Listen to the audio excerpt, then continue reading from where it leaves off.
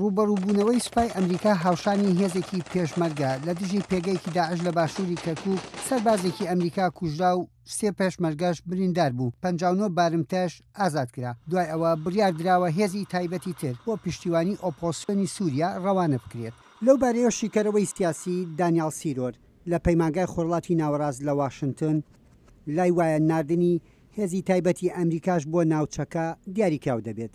Well, I think you'll see American special forces active against ISIS from time to time.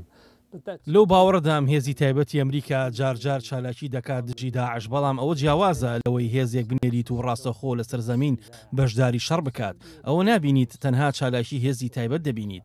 ئەوە دیاریکراوە کە هێزی تایبەتی ئەمریکا لە سووریا و عێراق ڕوو لەو ناوچانە دەکەن کە لەژێر دەسەڵاتی کوردی باشوور و ڕۆژ ئاوادان، چونکە ئەو ناوچانە ژێر دەسەڵاتی ئەوان لە ڕووی ئاساییشەوە تا ڕادەیەک جێگیرە.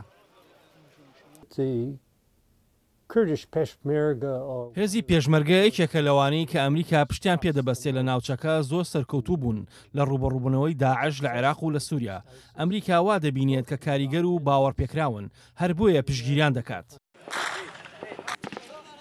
لە ڕوبەڕووبوونەوەی شەڕەکانی داعش هێزی پێشمەرگەی کوردستان ڕۆڵێکی کاریگەریان جێراوە. ئیتر دەمێنێتەوە سەر بەرپرسە سیاسیەکانی کورد چۆن قازانجی سیاسی لێ دەکەن.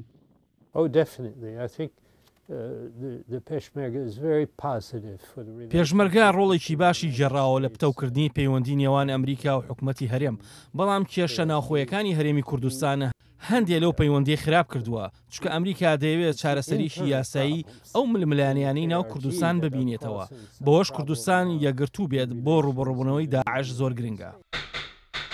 هێزی تایبەت لە سوپای ئەمریکا لە هەموو هێزەکانی تر ئامادەترن بۆ جێبەجێگەیاندنی ئەرکە قورسەکان. ئەو کەسانە خاوەن توانایەکی جەستەیی و زەهنی باشن کە زۆرجار لە سەنگەرەکانی پشت دوژمنەوە چالاکی دەکەن و ڕزگارکردنی بارمتەش کاری خۆیانە. یەحیا بەرزنجی دەنگی ئەمریکا.